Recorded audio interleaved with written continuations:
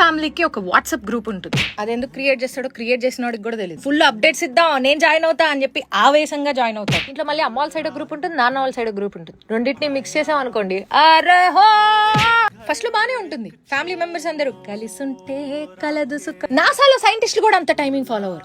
అంత పంక్చువల్ గా good morning, good evening, good night. Group లో అసలైన మజా ఇప్పుడే మొదలవుతుంది. ఎందుకంటే గ్రూప్ లో ఉన్న పేరెంట్స్ అందరూ నా కూతురు గొప్ప అంటే నా కొడుకు గొప్ప, నా కూతురు అక్కడ సెటిల్ అయింది, నా కొడుకు ఇంత జీతం అని చెప్పిన గొప్ప చెప్పకుండా చెప్పి వీళ్ళ తాండం వచ్చేస్తా. అంతవరకు అన్యోన్యంగా ఉన్న కజిన్స్ కూడా వీళ్ళ బిహేవియర్ వల్ల బద్ధ శత్రువులుగా మారాల్సిన అవసరం మొదలవుతుంది. ఇకపోతే పుట్టినరోజులు, పండగలు, పబ్బాలు, పెళ్లి రోజులు, దినాలు, తద్దినాలు, సరదాలు. అసలు ఇంకో బ్యాచ్ ఉంది.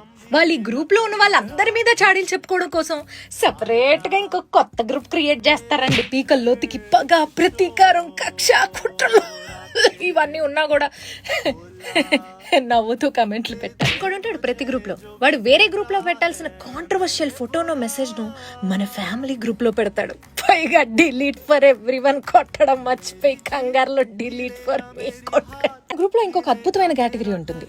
వాళ్ళకి టైపింగ్ సరిగా రాక వర్డ్స్ ని విడదీసి టైప్ చేస్తారు. ఫర్ ఎగ్జాంపుల్, సంక్రాంతి శుభాకాంక్షలు ఉందంటే సంక రాత్రి.